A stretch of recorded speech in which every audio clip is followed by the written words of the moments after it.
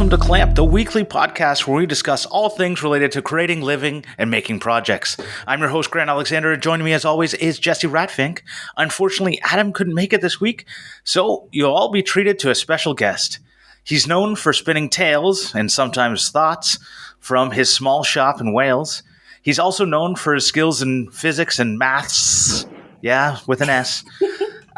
And if you meet him in real life, you might be lucky enough to be given a special sweet treat. He is here today to have a little waffle with us. Welcome, Andy Pugh. Yay! Should I point out at this point that although I'm Welsh, I actually live in England. Oh, well, moved out of Wales about... oh, crikey, when did I move out? About 28 years ago. Moved out of Wales. Well, but you took Wales with you. Oh, I do. Oh, yeah. If you're Welsh, it's in your blood. It's in your blood. Right.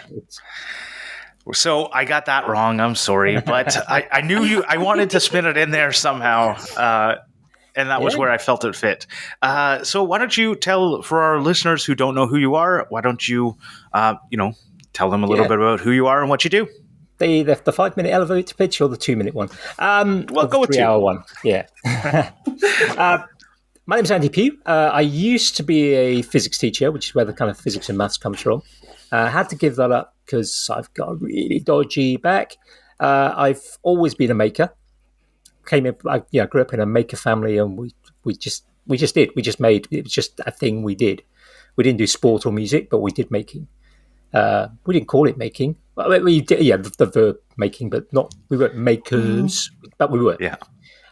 So that's always kind of been a part of my life. When I kind of had to give up work, although I kind of edged into the maker community probably about 6 or 7 years before I gave up work, because I did a bit of teaching electronics, and I discovered things like Make Magazine and Maker Fairs and and Instructables, actually. Yep. Yay. And so I kind of had that, but I didn't really know any people or kind of any of the personalities or any of the communities in it. But when I came off work, I discovered that. I thought, I like this.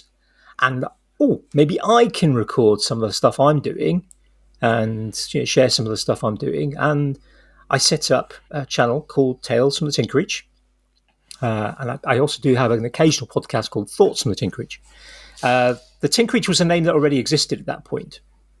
Mostly, very brief history. In our previous house, we had a garage, which I used to go into the garage and make stuff because we couldn't fit a car into it. When we moved, we didn't have a garage, but had a very small, essentially what's an old scullery, old kind of laundry room outside. And that became my workshop. And because I like to tinker, and it wasn't a garage, it became the Tinkerage. Nice. And from about sort of 2017, I kind of really started getting into the maker community as we know it, and the rest is history. Makers Waffle, less history. That a few years ago, I used to be a very ardent fan of the Sunday evening Makers International podcast, which used to go out live on a Sunday evening on YouTube. When that ceased, there was a gap to fill, and I kind of like, who's going to fill the gap? And I thought, well, why don't I fill the gap? So I asked Jessie Uyeda, my good friend, what he was doing on Sunday evenings, and many hundreds of hours later, we have a podcast that's not as many episodes as Clamp, but we're probably close. Way to more hours. Time. Yeah, way more hours. Time. But I think your longest episode is like 5 hours long. 4 hours and 55 minutes. Yeah, I was about to say, I know it's at least 4 hours. Yeah, that was with Jessie Uyeda. Yeah, that's not going to get beaten, I don't think. Unless I don't think you won't allow it. I think it's the problem. Yeah, I've heard a couple where they were getting going like 3 hours long, and the guest continues to talk, and then you're like, well, I think it's you just like slap your hands on your thighs and say, well, I think we've had enough here. Let's move on. Yeah, it's a bit of a wrecker. I mean, Jamie has work the next day, paid work, and I just have to get up and sort of make breakfast for my family before they go off to their work and school and things. So I can go back to bed, but it really long episodes. I mean, we typically we start our audio checks at 9:15 UK time, we typically end up talking till midnight, midnight. Wow. So yeah, it's a good solid 3 hours. The main show's normally about somewhere between an hour and a half now. We've gone to Patreon because we had some Patreon support, but we weren't really giving them anything special. So we kind of felt a bit guilty about that. So we started let's do an after show. Let's actually just cut the show in half, but give the patrons that extra bit. So yeah, I felt a bit guilty actually that we weren't really giving them anything. Yeah, they were supporting us out of the kindness of their heart. So I just thought, well, it's time to actually give them something really. It's always one of those interesting secret stuff. Yeah. It's always one of those interesting things because a lot of people support on Patreon, just like our wonderful supporters, not for the extra stuff. They do it because they recognize the value that you're bringing to their lives, and they understand that this takes time, it takes money. You could be doing other things, and instead you're doing this, and they're enjoying it. And a lot of people, give something like less than a coffee. Depending on weekly, monthly, however you set up your Patreon. So it's that one of those things that I've always had a little bit of I don't like putting stuff behind paywalls. I know we have a pre-show and an after show, and it's something I've discussed at length with our co-hosts about. I would like to put it all out there for free. But because I don't want someone to miss out on something because they don't have the extra money, right? But I also get you don't want to give something. I get you kind of some people are only supporting the show to get the after show, right? Yeah. So there's that thing. I don't know. It's a tricky one, isn't it? I mean, I totally agree with you in terms of not wanting to kind of hide things behind sort of paywalls and but then also want to recognise that, and I know full well that some of our supporters, they do it because they like us, they want to support us, they want us to succeed, they want to help make life a bit easier for us. They say it costs money for the various services that we use, and yes, you can do a podcast for free if you ignore the cost of time. But it's easier. It's easier. It's easier with some of the paid services. Yeah, and there's little advantages you get. Yeah, like for us with StreamYard. Yeah, if we use the free StreamYard, we have less storage. If we use the paid StreamYard, we get more storage. Simple as that. Amongst other things. That's the first one that sort of crops to mind. So it's that kind of having that sort of balance of what do we make it? I mean, our shows go long. Yeah, I mean, as I said, we've had 5-hour shows. We've had typically our shortest show is an hour and a quarter. That's our shortest show. That was a good episode. I remember it. Yeah, that was an Animal Trade. So that was a really good episode. But typically the main show, even now we have the after show, is still kind of an hour and 5 minutes, hour and a quarter, hour 20, hour and a half. We still hopefully are giving those who want to listen but aren't in a position or don't want to support us financially they're not missing out too much. We're not kind of going, that time's up and moving on. Well, the only problem is sometimes the best conversations happen in that second hour of Maker's Waffle when the person's got comfortable. But I also understand you got to put it, and I bet you there was a lot of people who were not listening to the full shows. Yeah. Or I know for me, when they were 3 and 4 hour long ones, if I didn't know who the person was and I start listening and I didn't really seem connected to whatever their story was, I wouldn't listen that week because I'm I don't have 4 hours to burn on someone I don't feel a connection with. Right? We completely understand that. For us, it's about kind of having very much Maker's Waffle. The kind of reason behind it was Sunday evening, talking with friends, because when Makers International was going, there was the conversation happening with the hosts, Jamie Page, Chris Cute, and the various other kind of various hosts that they had, because they often changed. But then there was that secondary conversation taking place in the chat, the live chat, and I made some really good friends through that. There were some people that are kind of acquaintances, but there's a few people within that list if you go back and look at some of those old chats, there are some people there that I still have daily contact with.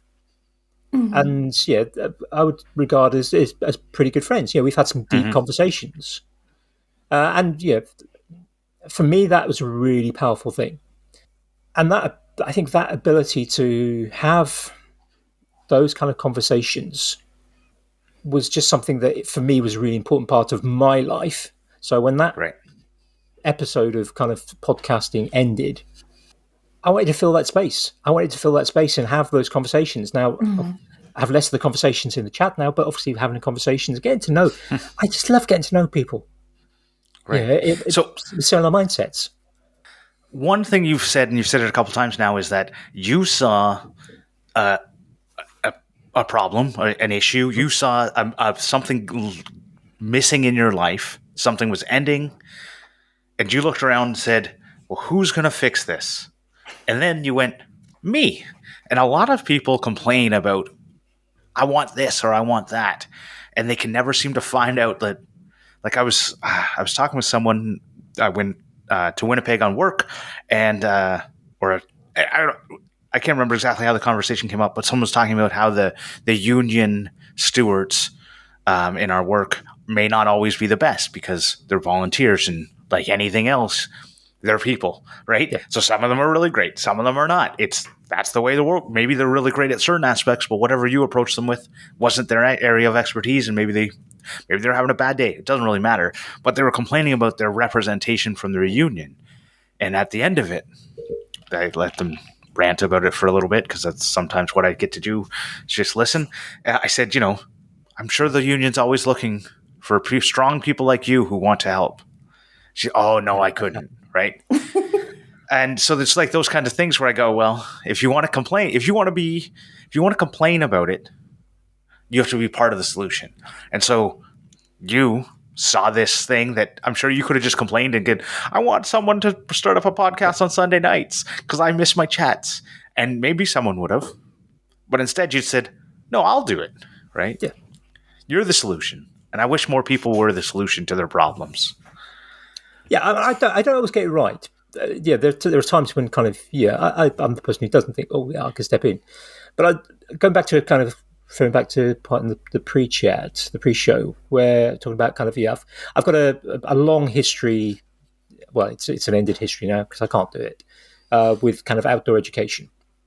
Yeah, outdoor sort of sports, hiking, climbing, caving. Yeah, that was my bag from fairly early age, hiking more so than the other stuff. And you get these sort of situations where I did some training once. It's something called mountain leader training in the UK. I didn't get to do the assessment because about 3 weeks after I did the training, I ripped all the ligaments in my ankle, and that kind of made a bit of a mess of.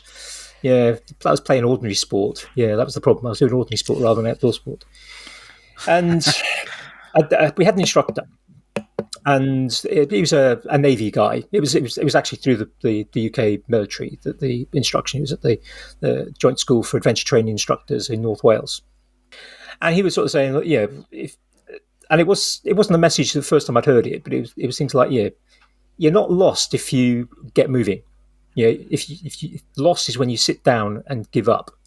Now, if you're in a situation, you're out in the hill, maybe the weather's bad.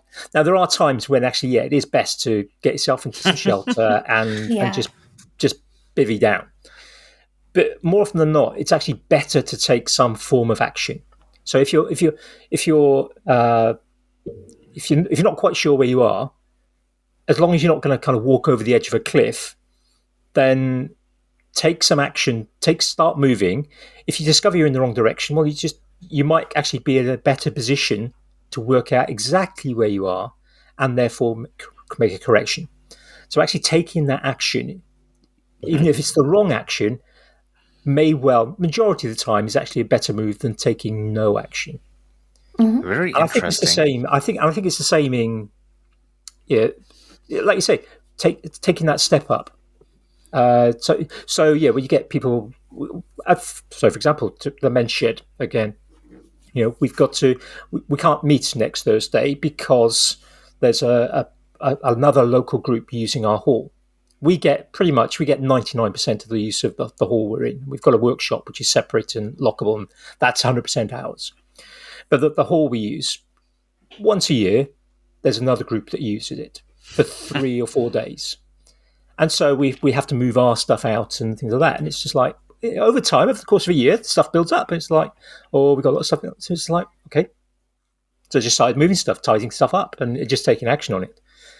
So another situation, again, men's shed situation. We had a member kind of going, I don't understand why there's so many power tools. Why aren't we using more hand tools? And it was just like, well, a couple of reasons. One, most of the people are actually quite old. I'm the youngest person. I think I'm second youngest on the membership because we've got a guy in his 20s that occasionally comes along. But other than that, I'm the youngest. The next youngest is 2 years older than me, and then the next after that is probably about 15 years older. That's the How average. old are you? I'm 53. Okay. And most of the people coming along are in their mid-60s. There's a couple of early 60s, mid-60s to late 80s. We got a big range of people. And some are more active than others. Some only come for the social side of things. Some come for the workshop. Some come for a bit of both. And this particular gentleman was going, oh, we have too many. What's all this with the power tool? It's like, well, number one, forget that actually most people don't have in the shed don't have the coordination now to use hand tools accurately. They don't have the strength to repeatedly use a saw, for example, to rip along the length of a panel. And the third was that no one stepped up to kind of, we have some stuff for hand tools, and we do have, it is something, I'd like to introduce kind of more sort of, let's have a go at making some dovetails and the like. Right. But it's one of those things, it's on the list, we'll come to it at some point. But having somebody that'll step up and go, I'll get the saws sharp, I will get the chisels sharp, I will get the dovetail jigs accurately made, etc., and all those things ready, and I will start teaching people to do hand tools. I said to you, if you want, if you want to sharpen the saws, if you know how, you can sharpen the saws. If you want to sort out all the other hand tools, you can do it. But at the moment, I'm concentrating on this, and this, and I don't have enough time to do these things anyway. So They are on my list, but they're a long way down the priority list. So in the end, did that person do it? He has started, yes. Oh, interesting. Okay, so there you go. Sometimes people need permission to solve the problem. Yeah. So anyone who right now is looking at a problem and wondering, I'll give you permission, you can solve it. So one thing, I want to jump back a little bit. You were talking about taking action when you're lost. Yep. And it's something that, my son, one time we were playing on a playground and we were like playing with cars and sliding them down slides or whatever. And he wanted to go down one side and I went down the other side. And I get to the bottom and I'm looking for him and he's not there. And I go around, look for him. He's not there. Right? So we eventually found him, obviously, but it was a very scary 5 minutes where he was lost. And what he did was take action, which is what we're now, I'm a scout leader and they tell you what to do. If you're lost, hug a tree. Don't move. Because if you don't have the necessary tools to figure out where you are and where you need to go, you will more likely get even more lost. So what my son had done is tried to retrace the steps back to the car. We weren't at the car. We were at the So he was and then he just, obviously as a kid, we started crying and then I was able to find him because someone, he was just standing there crying. So I eventually found out because he stopped moving, right? So after that, we had the conversation about, if you ever feel lost, just stay where you are because we can find you. So sometimes not taking a step is the way to have a solution. Yeah. And totally from a survival point of view. And I've been a scout leader and a kind of equivalent in one of the UK uniformed youth services, cadet services, and I've again kind of outdoor. Was the thing, I think the first ever book I bought for myself was a survival book. The first book I ever went into a bookshop with my own pocket money and bought. I've still got it. A really good one, written by a guy from the New Zealand Air Force, who's kind of one of the chief instructors for the New Zealand Air Force pilots. And Right. it's a really good book. It was accessible to me as a 9-year-old, and it's still actually a very good book. And a lot of the lessons on kind of your mindset and little acronyms for what to do that I learned from that book are still ones that go through my head when I'm in kind of thinking about these types of situations. And yes, in a survival situation and the sort of situations on the scouts, sometimes actually, staying still in a location. You crash, a plane crashes, it's easier to find, and you survive. It's often easier to find the wreckage of a plane than it is to find an individual. Right. True. Yeah. But if you know where you are, experience, I think is one of those things that will tell you whether in this situation, and difficult for a young person, but will tell you whether in this situation is my best form of action to not move, or is my best form of action to move. So in the hill walking situation, which I'm referring, if you can't work out where you are, if there's no injuries, moving somewhere else, moving in the direction you think you're going, because you're going to go, right, if I go, I think I'm here, but I'm not sure. If I am there and I go forwards, if I pace out, I learned to do a lot of navigation in an area that is extremely difficult to navigate in. It's almost desert-like. Right, like lack of landmarks and nothing. If the particular area I'm looking at, there's a place called Llangana de Moors in South Wales. It's famous for having the highest density of shake holes. So literally collapsed. There's a massive cave system underneath. So you get these collapsed holes all across. You can't see them unless you're right on them, and they're not dangerous. I was actually, some of them are because they're deep. Some of them. I was about to ask, how far down do they go? 40, 50 feet deep. Oh, wow. But they'll be kind of 100 feet across. So you can't miss them. But there are little kind of outcrops. There are caves. There's one cave there which opens up actually on the moorland. And because of the way it opens up, it's almost as if the ground has collapsed on one side of it and opened up like a mouth. So if you're on the top of the cave, you can be within 10 feet, 6 feet of the edge, and you won't see the cave because everything just blurs into this kind of moorland. Right. It's sort of green and grey kind of. It's perfect camouflage. And it's a really tough place to navigate because there's no long-distance features. So you have to do a lot of micro-navigation, compass bearings, pacing, timing, things like that. So it's a very kind of good area to sort of learn navigation. So, but one of the things with the situation of that is if you think, right, I think I'm here, but I'm not sure.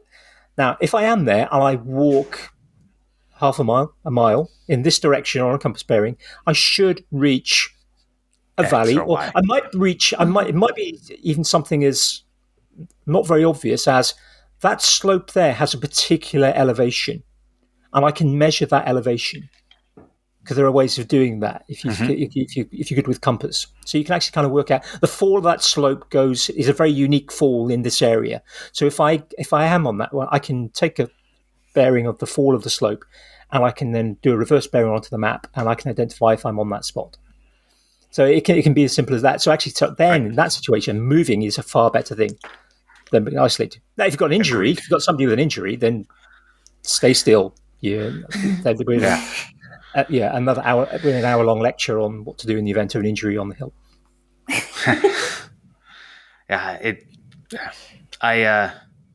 Injuries are.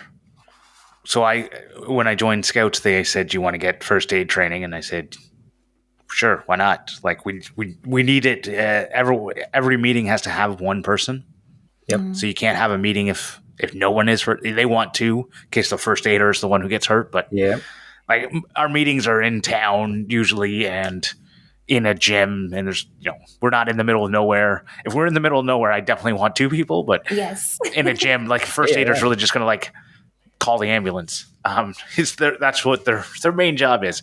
But and teach the scouts how to do it.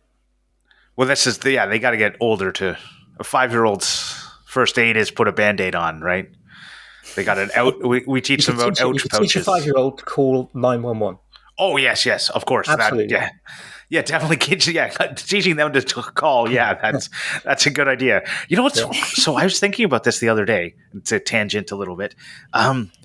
I have a password on my phone, as most people do now, and yeah, there's a way to like get around it. But like maybe a 5-year-old, like I knew how to pick up a phone, like as I'm sure most like 3-year-olds could pick up a physical phone and press dial numbers. Yeah. Right. But like I guess maybe a 5-year-old could probably pick up the phone and figure out where like how to do an emergency one. Like I could show my son on my phone, and I know they're similar enough that he could probably figure it out on different phones. Yeah. But like I also know that there's people out there who wouldn't know what to do, who are adults, right? Like they would go, well, no, it's locked. What can I do? Right?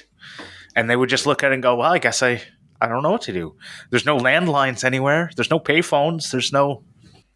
It's a gap in the skill. I mean, I did a first aid course through the Men's Shed actually earlier this year. Yeah. And yeah, it kind of like the classic is you check for danger, you check for a response. If you walk into and you find somebody on the floor, if you haven't seen the injury, you're looking for any danger for yourself and what might have caused the incident. You're doing an airway, breathing, circulation. But at some point, once you've done that immediate kind of analysis, you have to call for help, and that involves getting on a phone or calling for other people. If you're on your own, you just can't call for help. And it's like, well, the assumption is you've got a mobile phone. That's the assumption now, because like you said, there are very few payphones now. There are some. Yeah, we don't have a phone in the meeting place that we meet at. Right. There's a defibrillator not far away. The next building along has an AED and an automatic external defibrillator, which is great. Yeah, but it's like no one. There was no mention of. Yeah, actually, if you've got a mobile phone that's not yours, you can actually generally swipe. It'll come up emergency use, and the only thing it will allow you to dial is the emergency services. And you can, I believe, even if your phone doesn't have a SIM card in it, that will do. You can still. So, like, I gave my old phone to my son to like watch videos on, and on the lock screen it still pops up like emergency use, and it's got no SIM card. It's got I removed all the stuff, and it's just connected to Wi-Fi. But I think that it is I know in our training when I did it earlier this year or last year, whatever. Earlier this year, they did talk about like what if you don't have a phone and you have another person around, tell them to go find a phone. So we did we had like a 5-second thing, but now they did talk about if you tell someone to do something, you need to make sure it's really clear and that they actually understand you and that they speak English, and you need them to come back and tell you they did it, because you can tell them to come back to sell. Oh yes. Yeah, because there's nothing worse than telling someone go call 911, and then they go okay, and they run away, right? Yeah, and they never do anything. They dial 911 and they kind of don't know what to say. Right. Yeah. Yeah. What emergency service do you need? I don't know. Yeah. Hey, that's better than nothing. It's better. They'll all come if you don't know, which is, if it's a real emergency, it's better that 3 services show up than just one. Yeah, that's true. Right. I'd rather not say, well, we need the police here, and then the police get there and you're like, right, we need a stretcher, and this person's like got an AED attached to them. The police are like, well, I guess they're all trained in first response, right? They, I'm sure, have some pretty significant training for that type of thing, but they're not, that's not their primary duty. Isn't care of human. Well, we won't get into that. But they've got good communications, and they know what to do in an emergency situation. Yeah. But going back, just to bring it back into sort of making. Yes, I think sometimes again, I've kind of fallen into almost a de facto instructor role at the Men's Shed. I've got more experience of baking than most of them. Some have got none. They've got to 70, 75 years old, and they've never done any making. Or the only making they did was when they were in school, 50, 60, 70 years ago. and they're not up to date, or they don't know how to use power tools and the like. So I do a lot of training on safe use of power tools. And sometimes, people come to me and say, I want to do this. I'm trying to do this. What should I do? And I think most of the time, actually, when you're in a situation of, and this can be whether you're working in a group or solo working, you've got a situation where, I get a bit stuck on this. Actually, just trying something, doing something, right, is the best way forward. A caveat with that, if you're trying to restore a 300-year-old first edition Newton's treatise on light, you might want to practice on something else first. You might want to get proper training. Don't just dive in with a glue stick from school or the like to repair that. Or if you've got we had one of the gentlemen at the shed earlier this year. His wife passed away, and hadn't made anything in school, but he wanted to make a casket for her ashes. Oh, wow. And it was just like, at first, I didn't realise at first. He was like, I want to make a box. And he was like, you're talking to him. He's like, okay, yeah, we can help you make a box. And it's like, what do you want? What's the box for? How big's it got to be? And he said it's for my wife. And it's just like, okay, well, how big's this box going to be? Well, I guess the ashes are about, and it suddenly clicks. And just like, oh, crikey. You're right. You're making a casket. You're not just making a box. You're making a casket for your wife's ashes. It's just like, I was like, right, I'm not going to be able to speak for the next minute and a half. It's just like, yeah. And we did it. But he had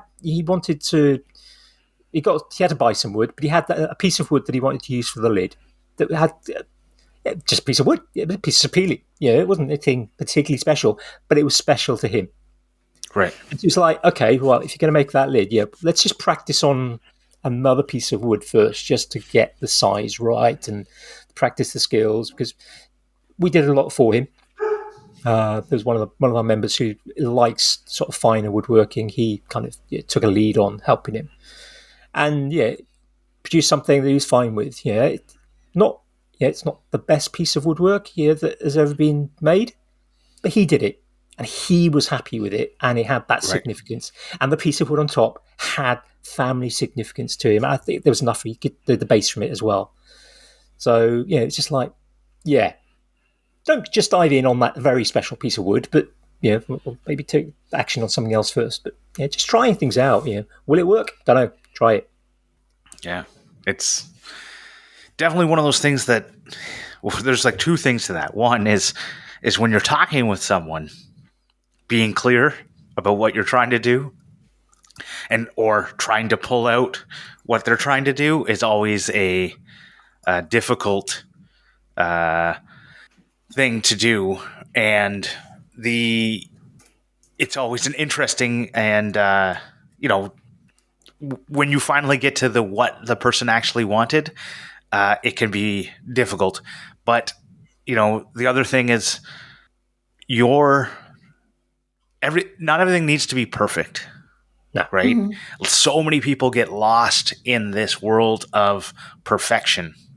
Yeah.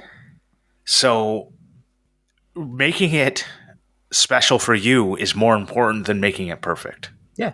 Mm-hmm. I think. And now that Jessy's unmuted, she can say whatever she was going to say. Done good is better than perfect in your mind. Yes, yeah. Exactly.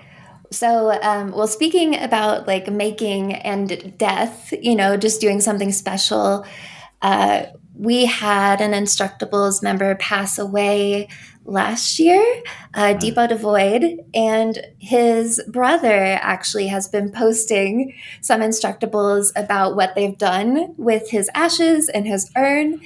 And one that I really loved was birthday suits for the recently deceased.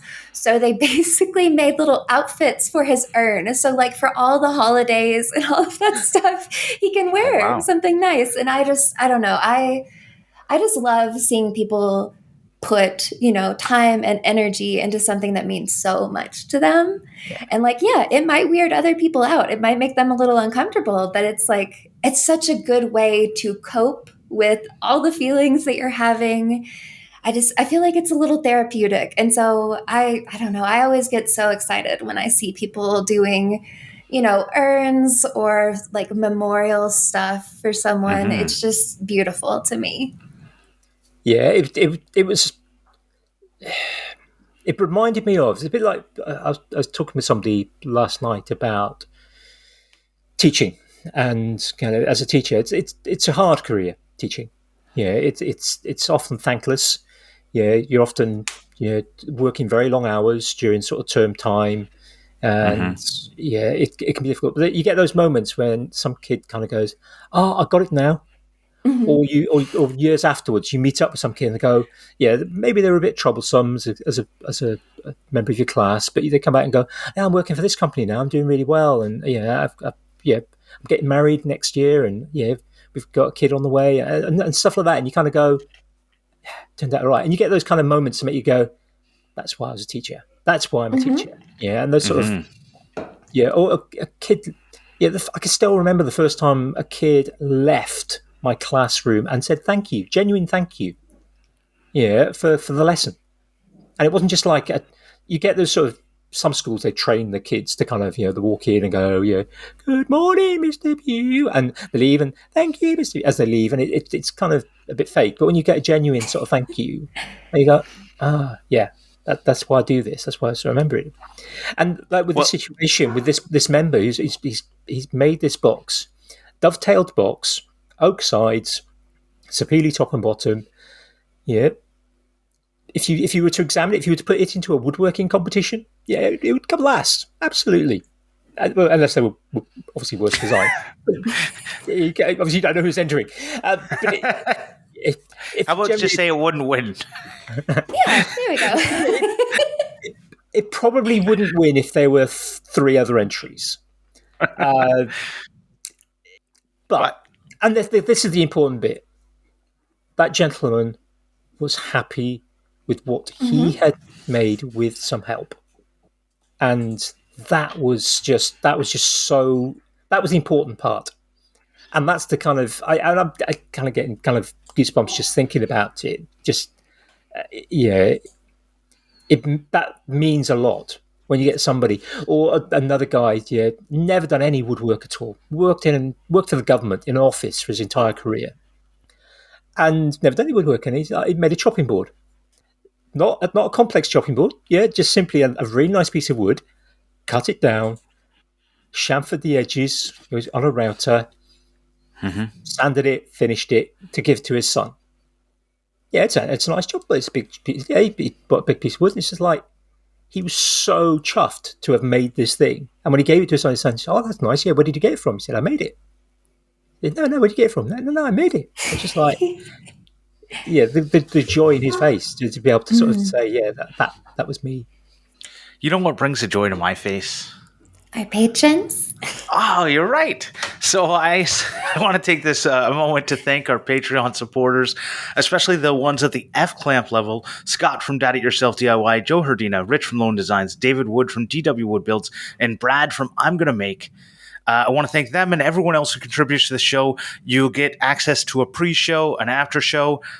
You get a keychain that's made by me, and you get access to our monthly Discord hangouts that we do. Anyone can join the Discord, but if you want to come and hang out with us at a scheduled time, you can join that. Otherwise, you can come and start up go in the Discord and start a video chat if you want, and maybe we'll join.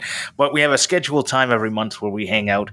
So if you go over to patreon.com/clamp, you can find that there, and we'd really appreciate any support you can give us. And with that, we'll go to CLAMPmendations. CLAMPmendations. So I'm going to start it off this week. I'm going to go and I'm going to recommend everyone check out this. If you listen to the pre-show, I've already talked about it, but yeah, if you haven't, there was an artist I met when I was in Winnipeg last week. Her name is Tara Lick Duffy, and she is doing a lot of stuff with leather, and it is really like cool stuff related to her experiences. As an Inuit person, It's really cool stuff. Go check it out. Me and Tennille met with her, and it was really cool. She's like obviously doing all this like artistic stuff with the leather, but she's not like a leather worker. She was doing a lot of hand sewing and like that stuff, but she wasn't like limiting herself to I work in leather, so I dive deep into what does leather mean. But she had some really cool stuff, which we got to talk with her, and there's always that. Are you a maker or are you an artist? And that's a whole topic for another show that I think Andy's already done before. But that's who I got. Yeah, and there'll be a link in the show notes if you want to find her. Go check her out. So I am going back to spooky recommendations because it's almost October and this episode will be coming out in October. So, I would like to recommend the Dead Meat podcast. They also have a YouTube channel. I tend to watch them on YouTube during the day when I'm working. It's just kind of nice background. They do both kill counts and movie reviews. So if you are someone who is terrified of movies, but you want to know what happens, you can always watch the kill counts and sort of see how things go down. And then the podcast that they do is a lot more sort of comprehensive and talking about the production of the movie and behind the scenes stuff, who they cast before the people were actually in the movie were cast, a lot of interesting information. They do a lot of really big deep dives on stuff. I love all of the research they do. So if you like scary movies, I highly recommend Dead Meat just because you're going to get so much context and information that you don't have typically. Yeah. What about you, Andy? Well, I'm hoping I can have a couple of things. Because the joining instructions, there was a list of possible different things, including food. Food recommendation at the moment for me is hard goat's cheese. So as opposed to soft, squidgy goat's cheese with peanut butter as a snack on its own. No biscuit, no bread, just straight onto eat the peanut butter on the cheese. Interesting. That's just something that's caught my attention lately because I've been eating a lot of it. I think a couple of things I want to sort of talk about in terms of recommendations. Get the right terminology. I'm not going to get on the right show.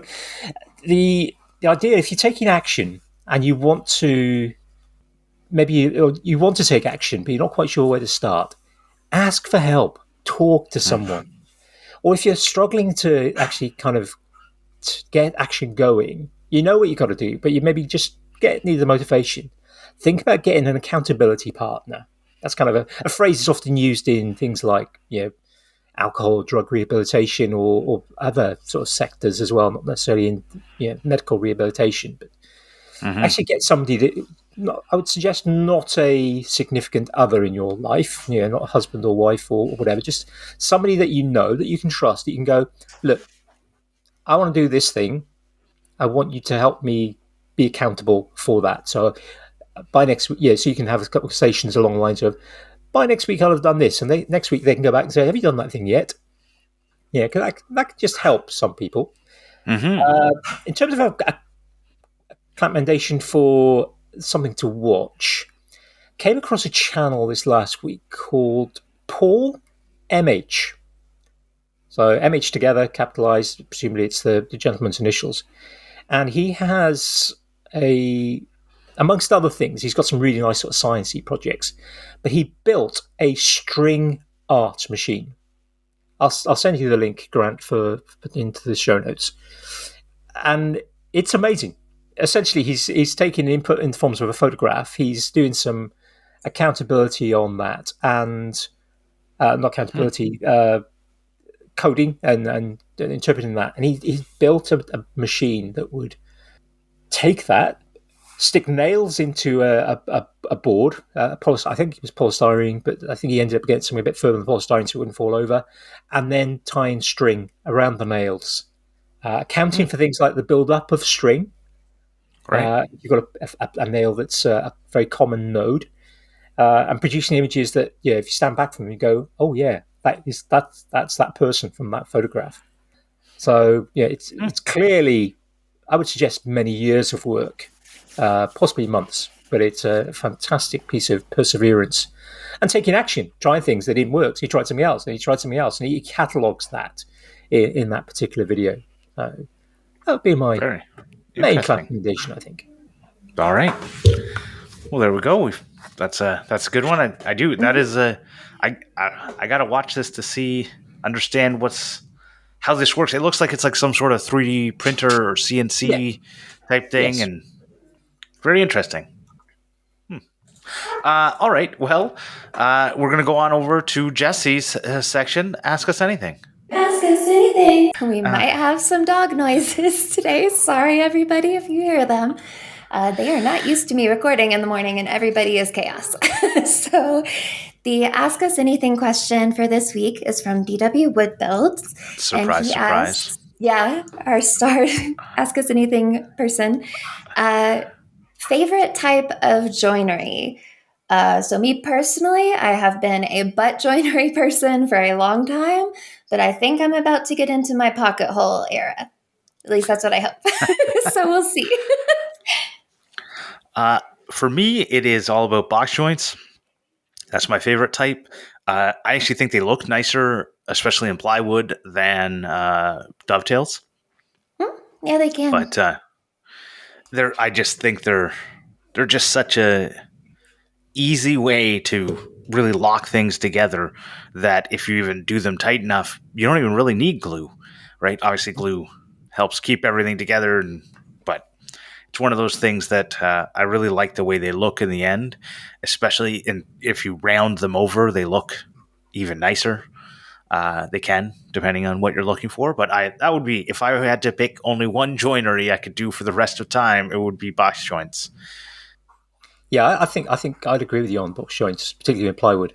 I think they look particularly good. Although in practice, I'm actually with you. The majority of my making this last year has been kind of organisational things at the men's shed. And I do a lot of butt joints and just screwing stuff. I tend not to even glue stuff together. I tend to just butt joint it and screw it. It's more than strong enough. Sometimes you have to glue, but it's normally more than strong enough. But then it's something that I can then adapt. So yeah, I've made some chisel holders, screwed it together, and it's just like, now I can't get anything out from above it. So right, I'll just take that top piece off, cut some slots, and now I only have to lift the chisel, an inch, and then it can move forward and come out. So right, that's an easy modification for things like that. So, but is that your favorite type or the most used? That's just the most used. So does that make it my favorite? And it's like asking to choose between my children. I don't know if that's like a dig at your children or saying that you really love joinery. No, it's almost like asking me what my favorite food is. It depends on what's in front of me. If you could only do one type of joinery for the rest of time, would you do butt joints? Because I would not. I would never do another butt joint if I could only do one, right? Because it's like weak and there's like it's easy. Yeah, but they're quick and they're easy, and more often than not, they're effective enough. Yeah, that's why. Why do we have so many different joints? I've got books with like 50, 60 different joint types in, and there are probably more than that if you go to Japanese joints. Why are there so many? Because there's so many different situations where you might need them. There are times when a box joint wouldn't work. Yep. I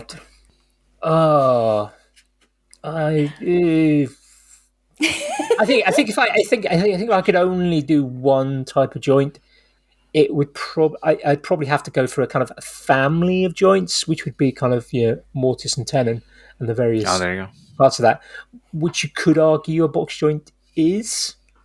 It's like asking my favourite knot. Yeah, what's your favourite knot? Yeah. Oh, mine's a Canadian timber hitch. Yeah. Okay. I don't have one. I use them everywhere. Again, my favourite knot is actually more of a family knot. That's the figure of 8. Yes, they're good. There's so many variations on the figure of 8, and it's such a strong knot. I would urge people. You get a lot of people say, "Oh, boat line." It's like, no, boat lines are rubbish. Yeah. Boat lines are easy to teach. That's why they're good. Yeah, but they're easy to get wrong as well. And you know what? They're so easy to get wrong. Half the time I do them, I get it wrong. Yeah. And then I don't have a bowline, and it doesn't work. Yeah. And I lose my fishing lure. A figure of 8 is stronger and just as easy to teach and less likely to go wrong. And if you do it slightly wrong, you end up with an overhand, which in 9 times out of 10 is probably going to be strong enough anyway. Just harder to undo. And my favorite loop is an alpine butterfly loop. Oh, they are nice. Yeah. Yeah. Unless yeah. I know about. What's your favorite bend? Favorite bend? Probably just a sheep bend. Yeah, sheep bend's the way I go too. Yeah. Again, very versatile. Yeah. And if I want it to look nice, then I go with a double fisherman's knot, like the fisherman's bend. Yeah, yeah. Anyways, that's enough about this. Thanks for joining us on Knot Talk. I want to thank TF Turning for the theme song. If you want to hear more about TF Turning, he's actually been on Maker's Waffle, so you can go listen to that episode. I want to thank Andy for coming here. You can find Andy at Tales from the Tinkerage on all the platforms, and Thoughts from the Tinkerage. If you want to listen to some older podcasts that he's been doing, he always says he might resurrect it. So maybe one day. Maybe for the after show, we'll talk about that. All right, there you go. And obviously, you can find you on with Jamie on Maker's Waffle, the weekly Sunday night. Well, Sunday, depending on what time zone you're in. The weekly podcast, which go check your time zone on YouTube and you'll find it. Indeed. Yeah. Anything else you want to shout out, or? You can also find me on Instagram. I'm actually Andy C. Pugh on Instagram and Twitter, just because I started those before before the Tinkerage had its own kind of the YouTube channel and the like, and I'd already built up too many people to kind of start again. I'm not consistent. Yeah, there's the whole thing about being consistent. I'm not. I don't know what Twitter is, so we don't have to worry about it. Everyone, thank you so much. It's a dying platform. Yeah. Yes. It's already dead. It's X'd. It's been X'd. I want to let everyone know that if you'd like, you could. Everyone, I see it everywhere, is talking about reviews on podcasts. Apparently, it's something that means something. So if you want to give us a review, we'd really appreciate it. I know I was chatting with someone, I can't remember who, talking about trying, how do you even get to the reviews? And I think you got to download iTunes on your computer or your phone or something to actually make a review on iTunes. Or if you are like me, and I think Andy, you use Podcast Addict, you can review on that. Otherwise, I think you can do show reviews on Spotify, episode reviews, or you can do ratings on Google Podcasts. So anything you want to do, we would really appreciate it. And anyone who actually puts in a review, we will read it out loud, no matter the amount of stars. So with that, thank you, everyone, and we'll see you next week. Bye-bye. Bye.